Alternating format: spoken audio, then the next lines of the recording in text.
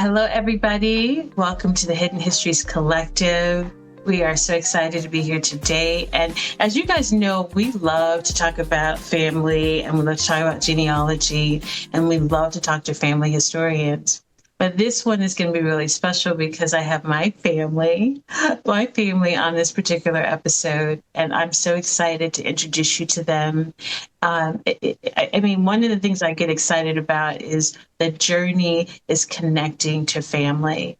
And I have had so many beautiful experiences connecting with my family. And I want to share that with you guys today. But we're also going to talk about our own individual journeys, how we got here, what we're going to do in the future, and all of that stuff. So I want to introduce you to my family. Everyone. So welcome to Caprice and Bernard. And I'll let you guys talk because you guys know I can talk. Trey, you want to start off? Yeah. Yeah. I now have a tribal name. My tribal name is River Soul. And yeah, it's been a journey to finding, my family history. Just been a long journey, and it's led me to connecting with my cousin Chris. So I'm Caprice. Caprice.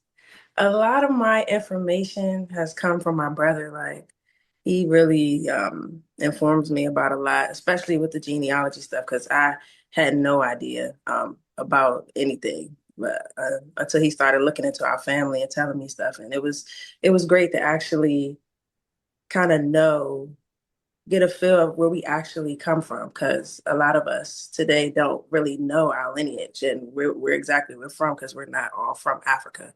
So I'm happy to be able to learn this information and actually know where I'm from. That's everything. And Bernard, tell us your journey. Because we all have we have similar journeys, but they all kind of coalesce into one. Well, yeah, like so many other people, so many other so-called Black Americans, I was like, okay, they say we've all come from Africa. So I was like, hanging around a bunch of my friends. I have a lot of friends from Africa, like actually from Africa, like first generation so-called African Americans, because their parents actually migrated from Africa. So I was like, man, I need to find out where my family's from, so I can lay claim to some type of heritage, some type of lineage. So I was like, let me start looking into my history, and I started doing my genealogy and going back and going back and going back. And the further I went back, you know, I was like, I'm not getting into Africa yet. And I got back to about the 1400s and I never hit Africa. And I was just like, wow, this is really crazy. I have a lot of indigenous American roots. Like I started looking on Ancestry and connecting to different trees. I started seeing like chiefs, people with the name with chiefs in their name, and I was like, what is this?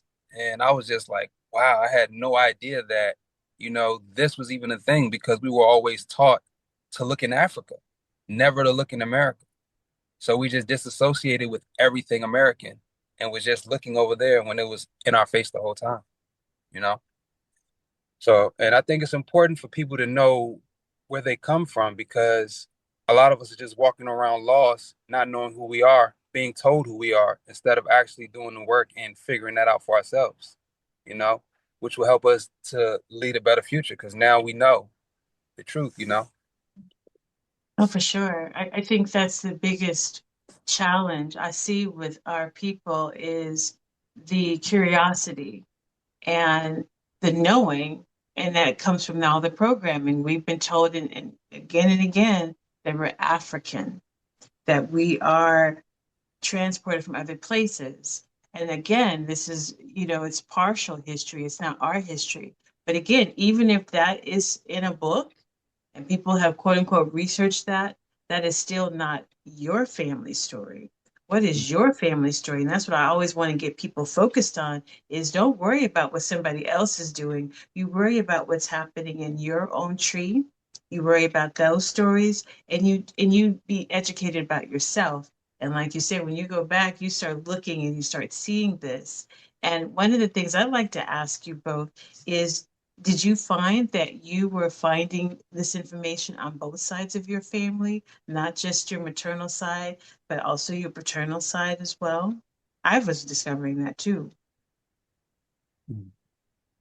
Well, I found more on my maternal side than my paternal side. My paternal side, it's very muddy, the records and things on my father's side. But I was taking last names and finding those on certain roads. And I even got a chance to speak with Chief Sekou from the Yamasee tribe, and he told me one of my great grandmother's last names was from the Creek Nation, from the Yamasee. He was like that I recognize that last name. That's definitely one of ours. Mhm. But on my maternal side, my grandmother, her grandfather was an Oxendine, and I looked up that name and saw they were all over North Carolina and South Carolina, the Lumbee. And we had some Revels, and I found they were in North Carolina as well. And I was like, "What's this?" And I was like, "Wow, I had no Yeah. idea, no Yeah. idea."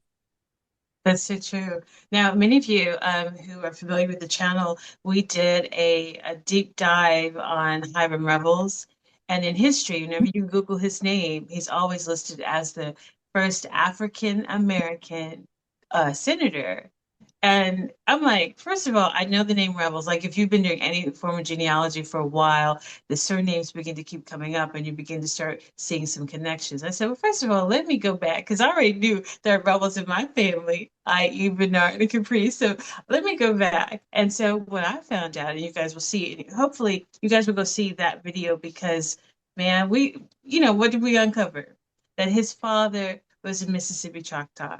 And he even spoke the Choctaw language. So again, it goes back to, lazy research. People aren't really doing a deep dive. And all of this stuff is in Ancestry. It's in, yes, the Dawes rolls, the applications. You can find all of this stuff. But again, what can you do when people aren't doing the research and doing a deep dive, which is why we're here to really talk about how people start doing their research and just going back and spending a lot of time.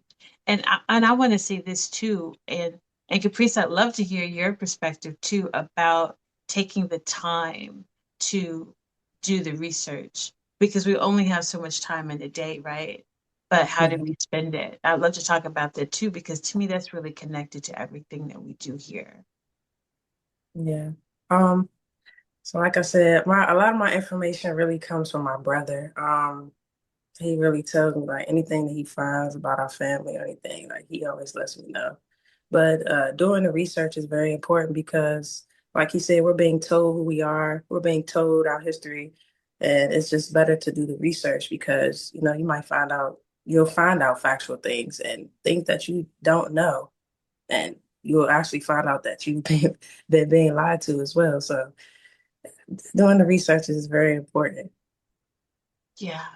So, Caprice, what was your reaction when you started hearing this information from your brother? What were you going through internally? Um, I wasn't surprised, honestly, because I know that a lot of things we've been told growing up is a lie. So it was just great to hear, like, to actually hear, like, where I'm actually from. Like, I'm not from Africa. I'm not African American. I'm indigenous to America. And it was just great finding out who I actually am and where I'm actually from. Yeah. What's it like having conversations with people when you share your background with them? Second, sorry. Well, So, yeah. well, I know that this isn't a mainstream topic, but Mhm. 10 years ago you would have been looked at like you were crazy. Nowadays, you still get some crazy looks, but now people are more like, okay, I'm inclined to listen because there's a bit more information available now. Mhm. Because there's a community now of people who are doing the work. who are doing the research and going out there and like reclaiming their heritage.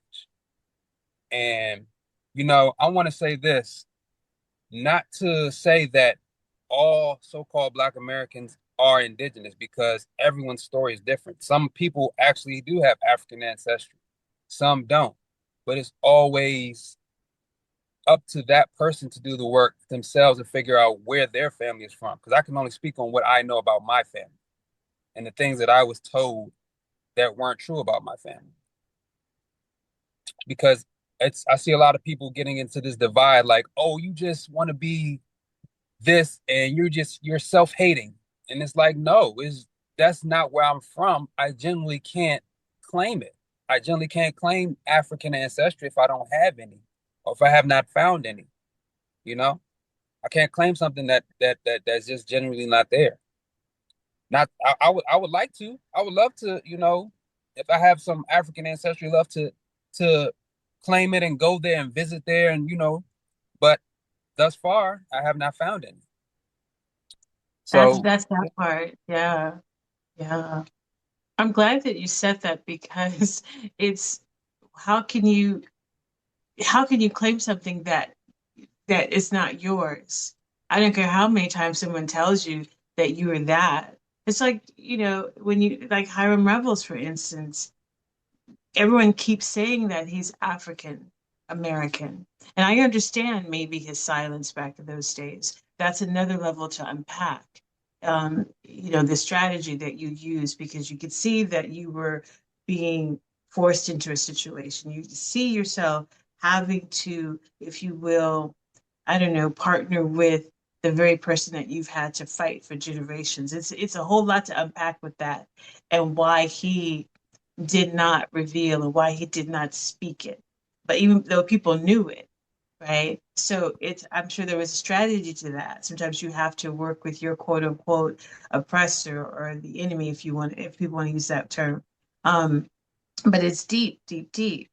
And but I love that you talk about you. I can't claim it. I can't claim it. And so that's the crux that goes back to research again.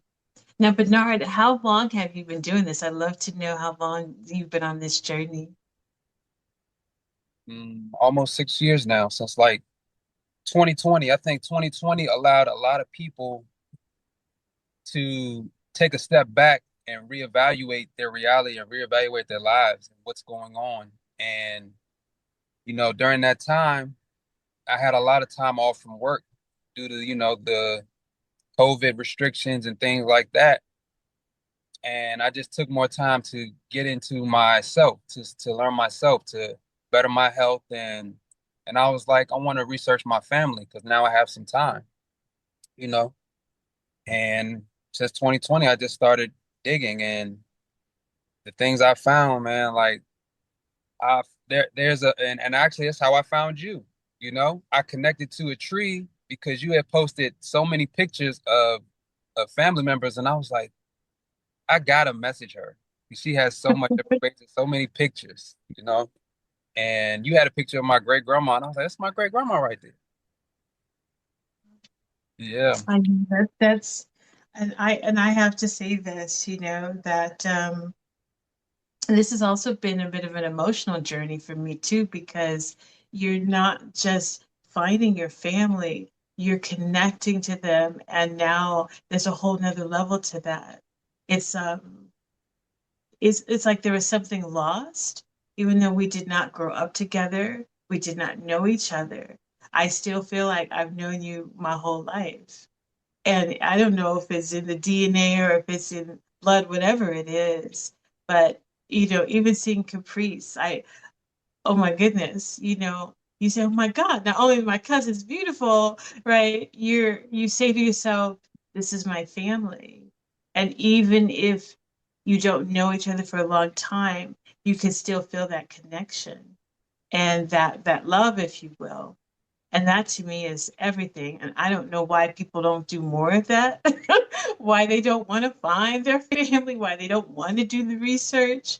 Because in the end, that's going to be the only thing that really matters in this day and age that we're living in, to me anyway.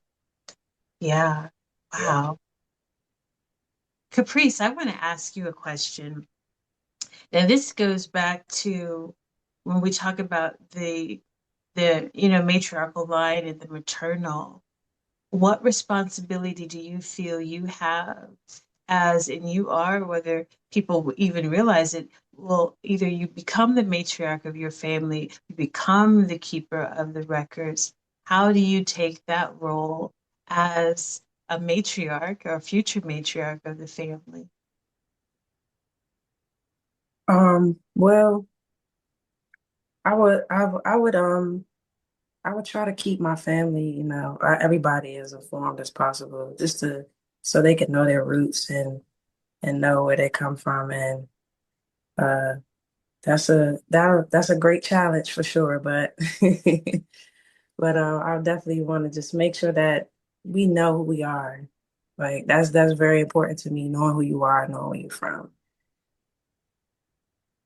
Yeah, for sure. And I think as women, particularly, we give birth, we give life, whether that's, children or with our hands, we are always creating. And that's a beautiful thing. And for those Yeah. who don't know, Caprice is an amazing videographer. And so she's an artist. And Bernard's an artist too. You guys don't know. Oh my goodness. Like, yes, there's fire here. And that's a beautiful thing. And you guys who are new to the channel or even familiar with the channel, you're going to see more of what we do in the field. You're going to see more from us, and we're going to be getting in it because it's one thing to do presentations. You guys know that's what I do, but we're also going to be doing a lot more, kind of documentary style work and just kind of catching, information as we see it and just digging, if you will, And with you guys being based in the East Coast, I think it's everything. It's everything. Yes. Yeah. So, Bernard, what are some of the things that you can give people to start this journey? And I know sometimes people say just start, but I think it could be really helpful to give people specifics that they can walk away with. I think that's the biggest challenge for us now. Well, one of the biggest things I think people should do is connect with your family, like even family members you haven't talked to in a while, reconnect with them, especially the elders. Ask questions, ask them like, where's grandma from? Where's grandpa from? Or, that's how I started off asking my grandma, questions about her parents and her grandparents, what she remembers, getting names, getting dates. Start off with the oral history. That's how we always done it. Start off with that first, just connecting with family. And then I got on Ancestry.com and I made a tree. And when I made that tree, my parents connected to their grandparents connected to their great grandparents. And before you know it, I seen several other trees that were connecting to them. And I was like, who are these people? And found some other family members. And it just continues like that. But I think starts with the oral tradition. Just ask questions. Ask all the elders in your family that are still here in the physical. Talk to them. That's Important. everything. Yeah, we stress that too in our discussions, and we hear that message a lot from other family historians is you have to speak and talk to people because you don't know who knows what. And because some family members haven't documented everything, it's important to talk. So at least if you talk to people, you can start recording these conversations, you can make notations and just share it with your family so that they know. I'd love to know what are some of the things that you found that were incredibly like were wow moments for you? Well, one was like when I found a picture of like might be like great great great great grandfather Simpson Oxendine that you posted a picture of him. And I was like, wow. And I seen the article that said he was a slave. And I was like, he was a slave? He doesn't look like any slave that I've ever seen them show. Not at all.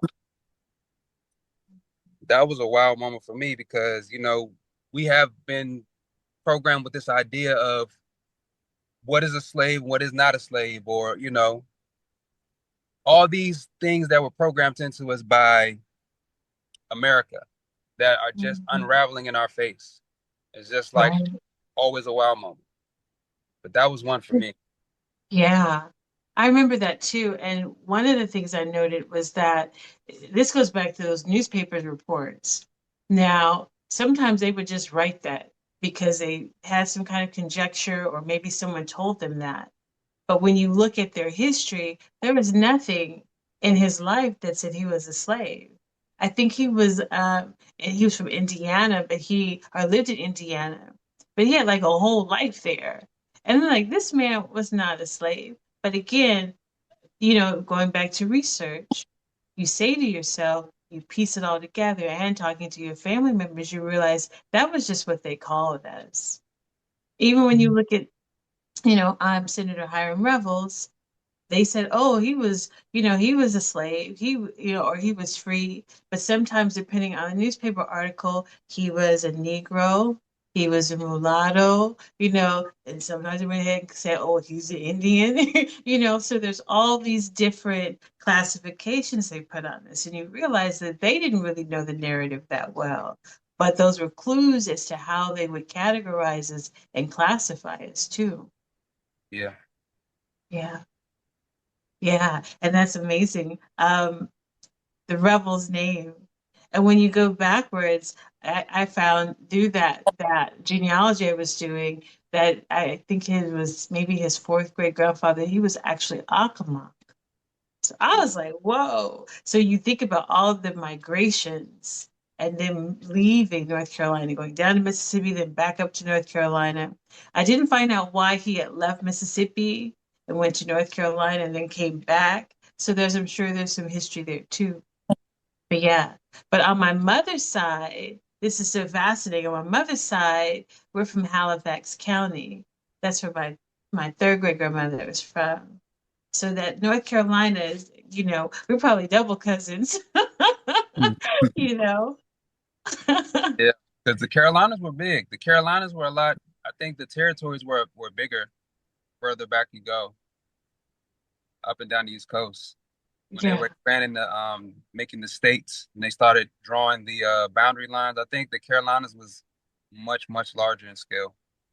yeah, for sure, for sure. Wow. And Caprice, I'd love to know like what's been your wow moment too when you've been hearing about this history. I would say my wow moment was finding out that we was actually connected to a tribe. Like we had family that was a part of a tribe. That was a wow for me because I've heard growing up, like, every black person has Indian in them. And I didn't, I didn't really know. I didn't know to believe that. I didn't know the truth. So actually hearing that and that was a wow for me. Our family actually being connected to a tribe. Yeah, that's deep. Now, I want to talk about this a little bit because I think this is what some of us kind of grapple with is yes, when we find out that we are part of a tribe, part of a nation, do we then make this formal, right? And I know some of us say, you know what, this is my right, this is something I'm supposed to do, and why not, right? Even though we know we're going to get some pushback, even though we know some people are going to question us, because it's all about the paperwork. People could talk about the commercial DNA all day, and I have my issues with that. That's a whole nother topic. But the paperwork is everything, right? And so what we say to ourselves is, are we, and this is a debate and a personal decision for everybody, do we then go and say, okay, well, we're going to put in our application, if you will, to be recognized by the tribe, one of the five civilized. And some of us are doing that, and some of us are like, I'm not so sure. So I think for everybody, it's a personal decision. I will say that up front. That once you do find your genealogy and you have that documentation and you have your lineage, then that becomes what do I do with that? Because this isn't about getting whatever benefits you think you have. Because in my personal opinion, you know, we've always worked our butts off and wasn't asking anybody for anything. So that's not for us, and that's my personal opinion, why we even go through the application process to become recognized by a tribe. That's just me. But I love to talk about that that stuff that sometimes we kind of are in doubt about in terms of being recognized by the tribes, who we know are not necessarily all indigenous. I'm gonna say it out loud. That's real. Yeah, So I was gonna say that, throughout this journey, something that I've noticed is so-called black people or dark-skinned people, we get a lot more pushback than a European claiming they have indigenous ties. So it's really like they're looking at something. They're looking at how you look, you know. And we had to break down what what is the look, or that leads into the whole who's really indigenous and who's not indigenous thing, and the whole Dawes rolls and the whole $5 Indian, because it's a system that they built. Because if you think about it, the Dawes rolls, a lot of people like to go through the Dawes rolls, and I'm like, mhm. so you're telling me that some European men can come over here and create a Dawes rolls and tell you who you are? Because that's essentially what they did. They came over and made a system and said, now we can decide who is and who isn't indigenous to this land. And they were allowing Europeans to pay to be on that list or marry into tribes to Oh my link them to the goodness. land. So that's something that I learned that really was like, okay, I see what's going on here. Right, right. And there's this genealogist, and I haven't called him out yet, and I'm debating whether I should. But he's, um, he's pale, and he did a video on, I think it was titled "You're Not a Cherokee Princess," and he basically was saying if you're not on the Dawes roll, you're not Indian. And I did make a comment under it. I said, look, first of all, my grandmother is from North Carolina. And this is a region where many of us were. That's just one grandmother. My other grandmother, they're from Kentucky. So they're not going to be on the Dawes roll. I said, so you're going to tell me that I'm not Cherokee because I'm not on the Dawes roll? But to your point, that's how they do it. If you're not on the Dawes roll, you're not Indian. So man, you said it. But I had to make a comment, but nobody made a comment under my comment. I don't know if it was the algorithm or what, but nobody said Mhm. anything, and it's still up there. So you can delete it if you want to, but it doesn't matter. I said what I said. But Yeah. I do want to make a video about. I think I might make a video about that because the Dawes roll is like you could do like 10 videos on the Dawes roll. That scam. Yeah. That's just common sense though. You can look at it and say, who made these roles? What's Mm-hmm. his name? Charles something Dawes? He made the roles, but who gave him the authority to come and tell everyone who and who isn't indigenous? That part, And then the five civilized tribes, there were hundreds of tribes, hundreds all over literally. the what is the United States, Central America, South America. There were hundreds and thousands of tribes. They came over here and decided to take five and put them into and go into business with the government that they set up here That and part. reclassify everybody as something in a caste system. Mhm. I'm glad you mentioned that because as I'm talking, we're talking, I'm thinking of all the videos I could do. And there's this one book I have. It's called the Book of, I think in the Book of Indians, North Indians in North America. And they literally have over 2,400 tribes in there. Some of them were extinct, but the book was published, I want to say, in the early 1800s. And I'm saying to myself, first of all, they've been observing us forever. That part. I was like, first of all, how did y'all get all this? Somebody must have been doing some deep, deep work, right? When I look at that and you look at the region and it's like a dictionary of all the Indians. So when you talk about hundreds of yes, hundreds. And how do we go from hundreds to now five? Yeah. So there's a lot of historical questions to ask about this thing called who's indigenous and who's not. So when we talk about being on the tribal roles now, I think it's a personal choice. But I definitely think that you can't keep calling yourself African American. That's that that's gonna be a problem for some folks. You really got to know what's going on with that too. Yeah. Yeah. Yeah. Wow. You're calling yourself two continents. The African American, that's a relatively new term. Just was Hmm. coined in like the 80s. And they just Yeah. recently made, I think like in 2000, they just changed it. Maybe was it 2000? It might have been 2000 or after a little bit after 2000, they just made that on the census the new term for black people.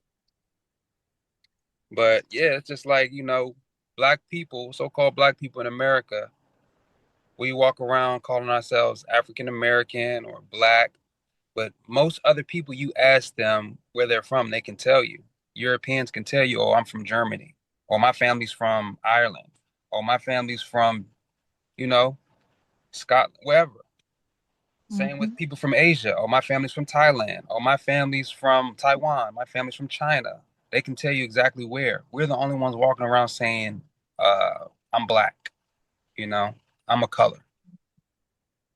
And here's the funny thing, here's the funny thing, Bernard. One of the things I realized when we do say where we're from, what do we say? Oh, my people, we're from North Carolina. We from Mhm. Texas. We from New York. Like we every time you ask us where we're from, we will tell you where we're from. And it's America. Yeah. Nobody's saying Africa. So why do we keep saying African American when our great greats have been born here for centuries? That's the logical thing for me. Like, why would you keep saying that? It doesn't make any sense. You've been in America for so long. Why would you even say Africa? I don't care. Here's the other thing. People will say, and I've heard this, well, we're all African. Anybody that has melanin in their skin, we all came from Africa, boom, boom, boom, boom. I said, okay, that's true. But I tell you what, when you go all over the world, and Bernard, and you guys were traveling too recently, right? You go all over the world, you see people with melanin in their skin. Do you call them African? Or do you recognize where they're from? I better not go to Australia and tell those folks they're African. I better not go to East India and tell those folks they African and they're darker than us. But I Mhm. better not say that. I will be insulting their culture, their language, everything. People are not people are not we're not monolithic. Quit saying that we're African. Yeah. It- Respect people from where they are and where they are right now. It's just me. That's just me. Look, I get all passionate about it, but you guys know Oh, yeah. how I feel. you know. Yeah, that's true. That's true. It's just So, like, oh, I'm oh sorry. I oh, was no, gonna ask Caprice a quick question. oh, So, go ahead, go Caprice, Yeah. since we're on the topic of mistaken identity, what is your response to folks when they mistake you? Um, I don't take any it doesn't bother me because I know a lot of people don't know. But um I feel like it's some psychological warfare going on with everyone, but most specifically us. Like we're targeted a lot. And I just feel like they don't want us to know who we are. They don't want us to know our true power that we have, that we hold. And yeah, it's crazy how so focused they are on how we look. It's mind-boggling. That part, that part. And that's the thing is that the diversity within is just it's incredible and it's beautiful. And we know this, and it's hard for us to even educate one another about that. Like the diversity within us, it's okay if we're from different parts of the world. It's okay. And you get to still say, I'm indigenous to this part of the world. Yeah, yeah. yeah, Wow. yeah. I got love for my like when we travel, we get love all over from the melanated groups of people in that country. They always My sister, she'll tell you, like we were just in Colombia. They come up to you, they be like, "Look, same skin, same skin." Oh, My brother. My brother, my sister. Mhm. I love that. I love that They do that. because we know, don't we? Yeah, everywhere we go, And while we were there, like I've seen women darker than me in complexion, and they're from Colombia. They're not from Africa. They're from Colombia. So it's beautiful. It's beautiful. It is beautiful. I think that's the other thing too is when we start having conversations internationally, I think that will also stop the some will stop some of the ignorance. Because when you think about just going to nature, there is a foundation, a beginning, and we're talking millennia. Like I can't even conceive of the beginning. You know, um, that's the beauty of God, Yahweh, whatever you want to call the creator or creators, is it all goes back to Mother Nature. It all goes back to the beginning and what that was. And so we all know that, but where we have light, it came from the dark, yeah, literally in nature. It comes from the dark. That nature is telling us that all the time. yeah, Space is telling us that. You look up in the stars. Yeah. So to me, that's power. yeah. We are people of the sun. We get our energy from the sun, you know. The thing that gives life to everything on this planet also gives us life. It supercharges us. When it's sunny, that's like summertime, so-called black people get active. We get active. We're outside. Mhm. We're cookouts. We're with our families. We're loud music. We're the energy. You can feel the energy. Yeah. That's deep stuff. It's deep. Yeah. And I was just talking to my sister. I was just telling her, I was like, but why? My question is, why do people globally like oppress the darker skinned people all over the world and just for existing? Why do people hate dark skinned people just for being dark, just for existing, just for being them, you know? That is a layer. Wow, that's a whole layer. That's spiritual warfare too. And wow, oh man, I could go so deep. And I know that on the channel we talk about spirituality sometimes, but it's a whole nother dynamic to the psychology of that and why are we destroying the very thing that we came from. And Mhm. that I think is a war that's being fought outside of us and above us and around us too. And to the point where we've started to self-hate. But I also noticed something too that, and the but isn't coming from negating anything you're saying, Bernard, because you know how much I love and respect you. It's the understanding that the war is being revealed. And now we have to take back our sovereignty and our minds, yeah, our minds to understanding the why of this. And this fight it's not our fight, but we are in it because the realms are is so complex and layered, right?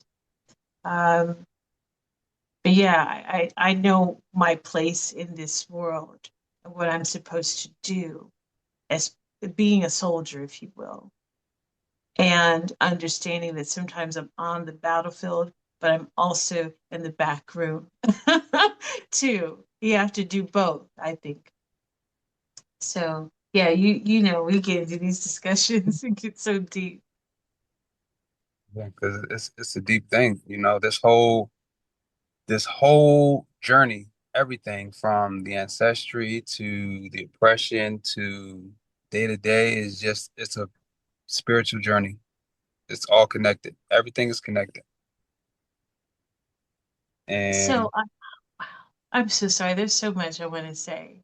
I was going to ask you, and I know that you live that path because it's how you move, it's what you eat. And let's talk about that for the few minutes that we have, because I can see we could go on. But Bernard, what is it that individuals can do to strengthen their spirit, so therefore their minds are strengthened? I think one of the main things that I see today is people just have to unplug. What I mean by that is spend more time in nature, as we talked about earlier. Put the phones down, turn the TVs off, turn the radios off. Listen to the birds, listen to the wind hit the trees, look at the water, listen to the water. Things like that naturally for me, they naturally calm me. They naturally just silence my spirit and take me to a place that nothing else in this world can do for me. Nothing else in this world can make me feel the way that I feel when I'm submerged in nature. I'm heavy into, meditation. Now, meditation is different for everybody. You don't have to sit Indian style somewhere with your fingers or, meditating is just taking a moment to take a deep breath, close your eyes, and just gather yourself and rebalance your energy. You know, that's all meditation is. Just getting back in touch with the natural order. You know, I think, drinking more water, eating less processed foods, and all these type of things, they help, but it starts within you. You just have to have that mentality and take time for yourself, self-care. That part. Caprice, this is one last question for you. And I know I mean, the hour has gone by so fast. For your generation, what would you what would you say to your generation? Because this, of course, we know this is generational as well, the knowledge that you have. And you're in the unique position of being an influencer, if you will, because it seems that those who have, I guess you could say, the interest and the curiosities tend to be older. Now that we're older, we have more time and blah, blah, blah. But I know your generation, you're busy, busy, busy. And you've inherited a world that is incredibly topsy-turvy, right? And yet at the same time, being grounded in who you are is going to help you survive it. It's going to help you understand it. So, what would you say to your generation to become more empowered? Um, I would say to question everything and do your own research. Don't just believe what you're told. Actually go and look and read things and find out things for yourself so that you know the real truth. Um, yeah, definitely do your own research just so you know the real truth because a lot of the so-called truths that we're told is not our truth. Yeah. I think particularly for your generation, you have a couple of things. You have the tools that we didn't have. We didn't have the internet. I'm gonna just keep it real. Gen X, the internet was, boy, we didn't have that at first. You really did have to go in a book. It was real.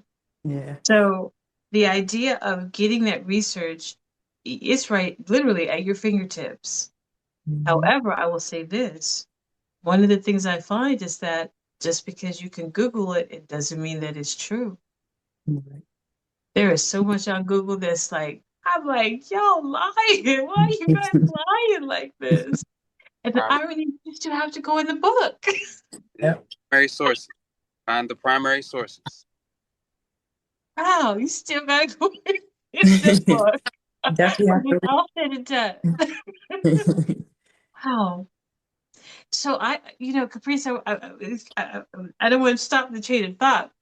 Mhm. Um, there was another question I had. I wanted to ask. So, having said that, we have the research and we can do it easier. And I know this is, I don't want you to feel like you have to speak for everybody because you're right here because you're so smart. I want to know from your perspective, is your generation, from what you're seeing, are they questioning things and doing their own research in a way that is going to help us? I would say it's probably a small percentage because the world is built to keep people in a survival mode. So a lot of people are not thinking outside of work and bills and taking care of this and taking care of that. A lot of people feel like they don't have time to do anything outside of surviving. So I would say the percentage is very small, but there are some people, like my brother, like me, that are actually researching things and taking the time to learn the real truth. But I would say the percentage is definitely small. That's time. Oh, you spoke on it about the busyness and having to survive. And Mhm. that's a trick too. Mhm. That's a trick too, to keep you in survival mode so you don't know. Yeah. Yeah. Wow. And I Wow. kind of feel like that's what they did to us too. Like that's why they tell us this misinformation that they do, because it's like they know a lot of people don't read. They know a lot of people are not going to double check these facts. They're just going to believe what they're told. They don't want us to know our true power. So I feel like that's why we're fed all these things. Yeah. Wow. You said it. The Fed and the internet is is a pool of dirty water. Mhm. And folks who are paid to stir stuff up too. We're going to be Yeah. honest about that. There's all this misinformation and keeping us divided. And I'm excited though that we're able to discern and look beyond that, and that we're Yes. going to continue doing more work together and getting this information out and get at least getting people started. I mean, Yeah. some of the things that we speak about here is just a start. I told this one person who um, kind of criticized the research. They said, well, you didn't talk about this and you didn't talk about that. I said, well, sir, I can't talk about millions of years of history in 1 hour presentation. What you can do, though, is take some of what I've given and you can go do your research too. So he Mhm. didn't respond back. But it's real. I can't, it's impossible to do millions, even centuries of research in one video. I can't feed it all to you because I don't know everything. But yeah, we're gonna do what we can. Then we're gonna try to be a bit of a drop of a bucket. Yeah. Bernard, do you have any last words, inspiring words for us? Um, just do the work, do the knowledge, do the knowledge and take care of yourself. Remember to always, sometimes you have to be selfish and take time for yourself. Because if you can't function, those around you can't function. You got to be your best self to operate in this world, especially with everything going on and all of the things that they try to do to trip you up and keep you locked down. It's really a mental war and spiritual war that we're fighting every day just to survive in the climate that we're in, especially in America, but and globally right now too with everything going on. But there are resources available now that weren't available before. We have channels like the Hidden Histories Collective, with people like yourself who are continuously pushing the envelope and giving people not only the information but the resources to do the research themselves. So you're like, if you don't believe what I'm saying, here's the book that I looked in where I got the information from the National Archives, you know? And other people out there I know like Dane Calloway, other people like Chief Ali Muhammad. He has a documentary that I keep telling people to check out for themselves. He has a 3-part documentary called We Are Indigenous that talks about indigenous law, genetics, and history to give you a good clean slate of primary resources to do your own research in. So just do the work and take time for yourself. That's amazing. And everybody, we're going to put those links to put the links to everything in the description of the video so that you can go and get that. We'll also have it on the website too, so that you can continually do your research because it's a journey, years, years of this. But I want to say this in closing that all of the research brings us right back to family. And we are representative of that. And that warms my heart more than anything. And I will continually do the research so I can continually connect with my family. And I love you, Caprice, Bernard. And we're going to do some amazing things together. Yes, I'm excited. Love you too. No. Well, guys, thank you so much for joining us on the Hidden Histories Collective. We'll be doing more with additional videos. I've got some more stuff coming out. Woo! More, as you guys know, research. And thank you all. We'll be talking to you soon. Thank you. Peace. Peace and love. Bye.